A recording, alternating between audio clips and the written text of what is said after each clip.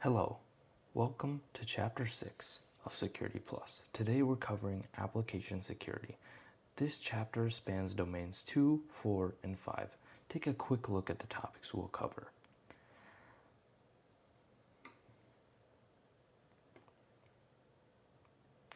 Let's start with the Software Development Lifecycle, or SDLC. The SDLC describes all the steps in software development, from initial idea to eventual decommissioning. Go ahead and read the screen for some more information. Note these key points, especially that security should be integrated at every stage. Here's figure 6.1, the highest level SDLC view with all 8 phases. First off is planning. Planning is the initial investigations and costs. Next is requirements, gathering customer input. Next is design, architecture and data flows. Coding is where the actual development occurs. Testing is UAT and integration testing. Training is end user deployment. Operations is patching and maintenance. And finally, decommissioning is, as the name suggests, decommissioning the software. Before the code goes live, it moves through multiple environments: development, test, staging, and then production. Each has a specific purpose. Change management controls this flow. DevSecOps combines development, operations, and security. See how security integrates in the middle? It's a shared responsibility, not an afterthought.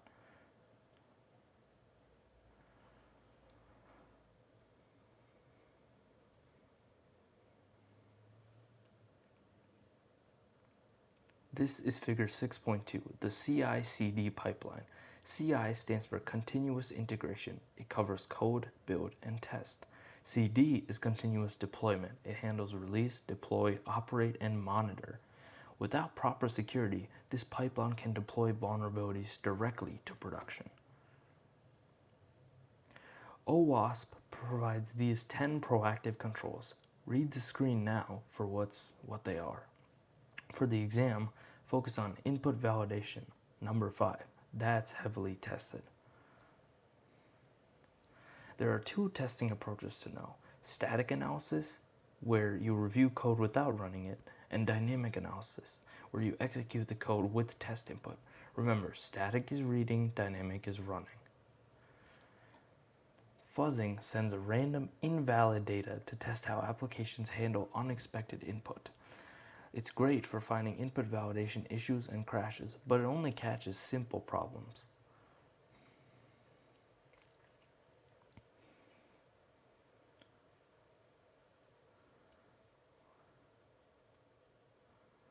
APIs need security too: authenticate, encryption, input validation, and proper error handling.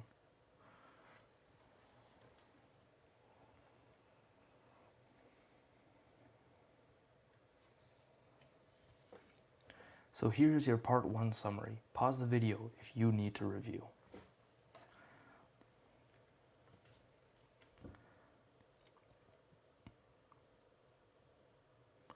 Now let's dive into injection attacks, some of the most common application vulnerabilities. First, SQL injection, or SQL injection. SQL injection is the classic example. Watch how the normal input Alice turns into a safe query,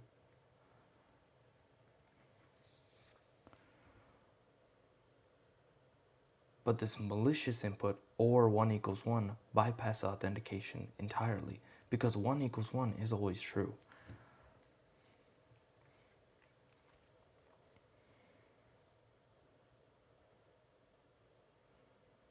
Blind SQL injection is trickier. The attacker can't see the database output. Instead, they ask yes or no questions based on how the page responds.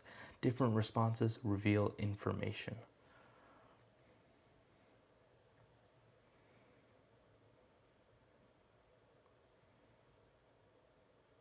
Next up, timing-based blind SQL injection uses delays to extract data. The attacker sends a wait for delay command.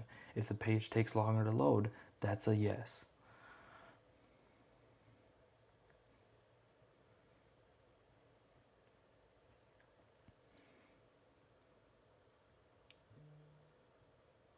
But SQL isn't the only injection type.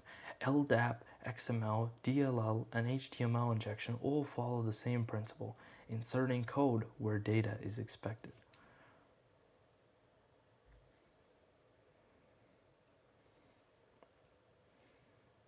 Command injection targets the operating system itself. See this ping command?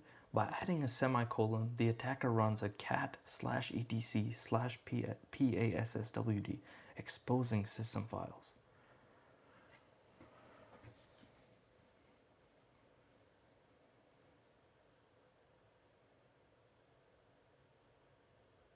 And you can see they can even delete your data. A buffer overflow is a memory attack. Normal data stays in its allocated buffer, but when attackers send too much data, it spills over, potentially overwriting the return address and executing malicious code.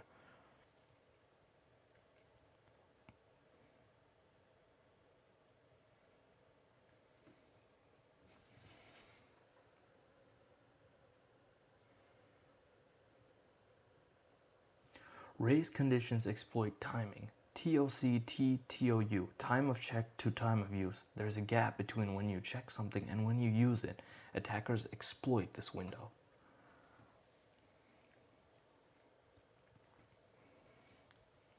You can see it's called a vulnerability window, and in the time between when you check it and when you use it, they can put in malicious stuff. So what's the solution? You check permissions at each request. So that's it for part 2. Injection attacks are heavily tested on the exam. So next we got authentication and session attacks. Authentication vulnerabilities. Moving on to authentication and session vulnerabilities. So common password attack vectors are eavesdropping, social engineering, and credit reuse.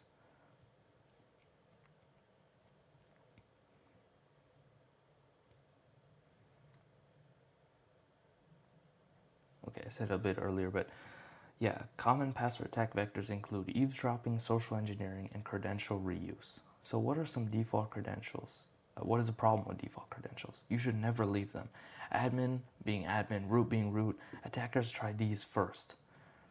So you don't want to leave some default passwords in there because they already know about them. With the dictionary attacks, they can even exploit more than default, so make sure you always have a strong password. So this is figure 6.8, how session cookies work. You log in with credentials, the server creates a cookie, and that cookie authenticates future requests. The problem, if someone steals that cookie, well, then anyone can just log into your session with your cookie. So how do attackers steal cookies? Well, 3 ways. XSS, eavesdropping on networks, or accessing locally stored cookies.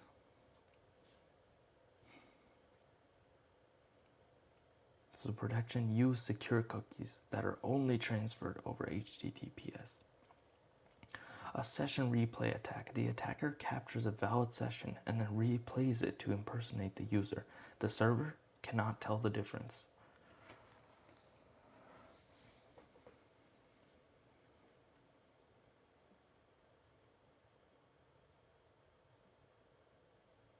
So directory traversal uses .. to escape the web directory.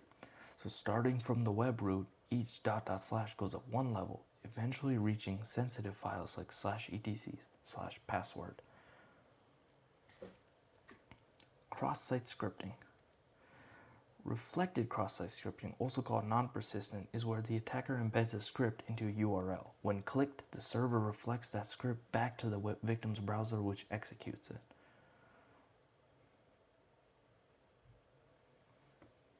But you know what's more dangerous than reflected cross-site scripting is stored cross-site scripting. This is where the script is saved on the server. So think of malicious comments on a website. That would mean every visitor gets infected.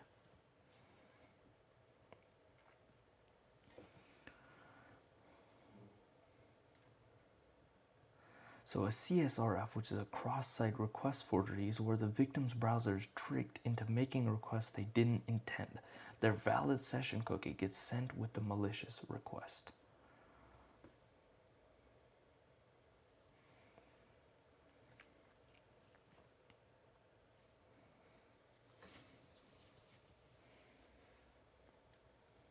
And next is SSRF, which is server-side request forgery. The attacker makes server fetch resources, potentially accessing internal networks that should be protected.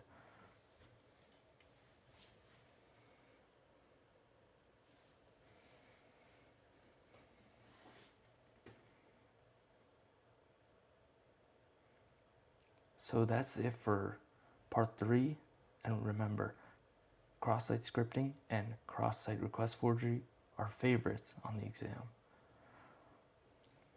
Now part 4. For the defenses. Defense in depth is where there are multiple layers of security. Input validation is your first line of defense. Allowed listing is where you only permit known good input. It's more secure. Denial listing is where you block bad known input. Easier but less effective. The best practice is to use both. Now, input validation. You see how the bad input gets filtered out? Only sanitized, safe data makes it through.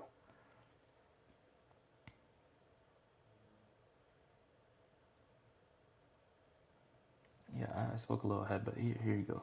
So you can see it takes the raw user input and validates it such that only the good input can make it through. Only the good, sanitized, and safe data is used. So WAF, or Web Application Firewalls, sit between users and your application. They inspect HTTP traffic and block SQL injection, cross-site scripting, and other attacks.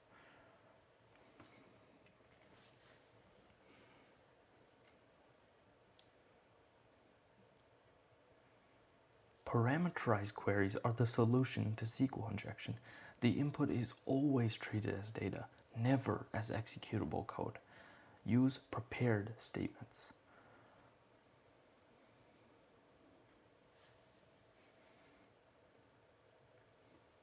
Sandboxing restricts what applications can access, limiting damage if compromised. So this is also kind of related to least trust or zero trust, which is you only give privileges that are required. Oh, it's called least privilege, guys. But yeah, least privilege. Code signing proves software authenticity. Digital signatures verify the code wasn't tampered with.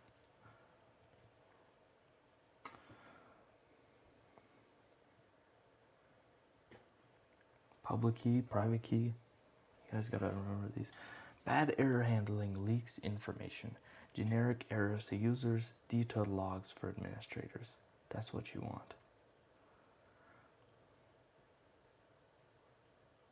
You guys can see if a malicious actor could get the detailed error as a user, they could do some malicious stuff with it. That's why you want to give only generic errors to users, but detailed logs for administrators.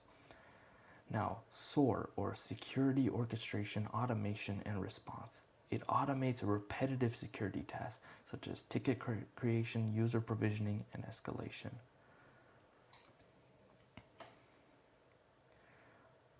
Application resilience. It can handle more load, that's the scalability, and with elasticity, it can automatically adjust to demand. Scalability is capacity, elasticity is adaptation. Memory issues include leaks, exhaustion, null pointer dereference. You guys should know these terms, and that's how you prevent them. Security control summary. We're almost done here, guys.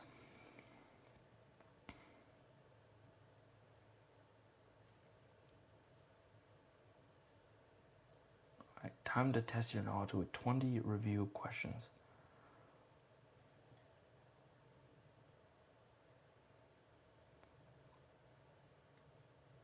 Alright, question 1. Adam is conducting software testing by reviewing the source code of the application. What type of code testing is Adam conducting? And you can see the answer is B, static code analysis. Question 2. Charles is worried about users conducting SQL injection attacks. Which of the following solutions will best address his concerns? And you can see the answer is C, performing user input validation. Question 3. Pre-compiled SQL statements that only require variables to be input are an example of what application security control? The answer is A, parameterized queries.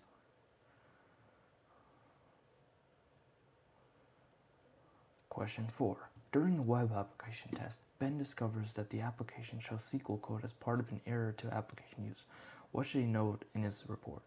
The answer is A, improper error handling.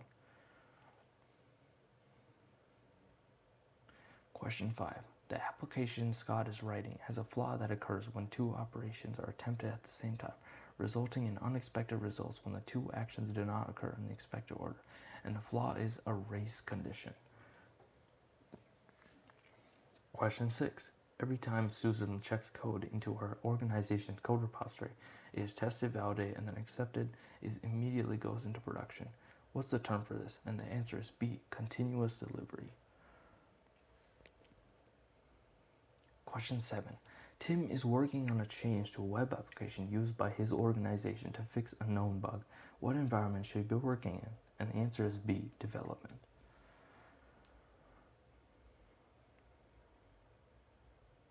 Question 8. Ricky is concerned that the developers in his organization make use of third-party code in their applications, which may introduce unknown vulnerabilities. The best activity to address this risk is package monitoring. Question 9. Which one of the following is not an advantage of automation in cybersecurity operations? And the answer is B, technical debt.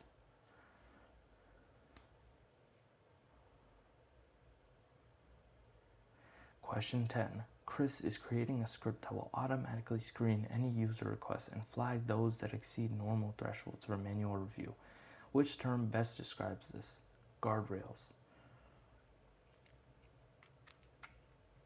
Question 11. Which one of the following is not a common drawback of automating cybersecurity operations? And the answer is A, reducing employee satisfaction, because it usually increases satisfaction. Question 12. Frank is investigating a security incident where the attacker entered a very long string into an input field, which was followed by a system command. This is a buffer overflow attack. Question 13. What type of attack places an attacker in the position to eavesdrop on communications between a user and a web server? And the answer is A, on-path attack. This is also known as a man-in-the-middle attack. Question 14. Tom is a software developer who creates code for sale to the public. He would like to assure his users that the code they receive actually came from him. What can he use to provide this assurance? The answer is code signing, as this uses digital signatures to verify authenticity. Question 15. Chris is reviewing evidence of cross-site scripting attack where the attacker embedded JavaScript in a URL that the user clicked. What term would best be used? A, reflected cross-site scripting. Number 16. Joe checked his web server logs and sees someone sent a query with that. What type of attack was most likely attempted? The answer is C, parameter pollution, where you use duplicate parameters to bypass filters. Question 17. Joe finds thousands of requests to the same URL from a single IP. What type of vulnerability are they trying to exploit? And the answer is A, insecure direct object reference.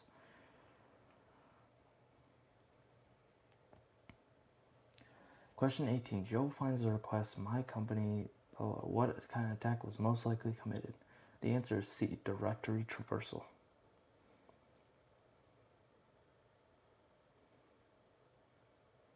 Question 19. Wendy is a penetration tester who wishes to engage in a session hijacking attack. What information is crucial for Wendy to obtain? The answer is B, session cookie.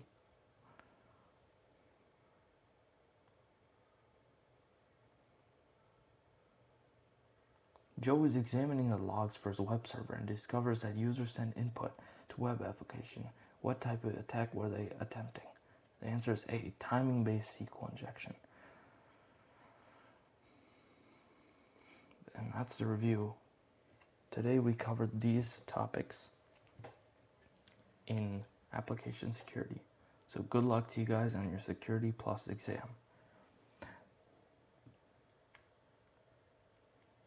And here's a summary of Chapter 6.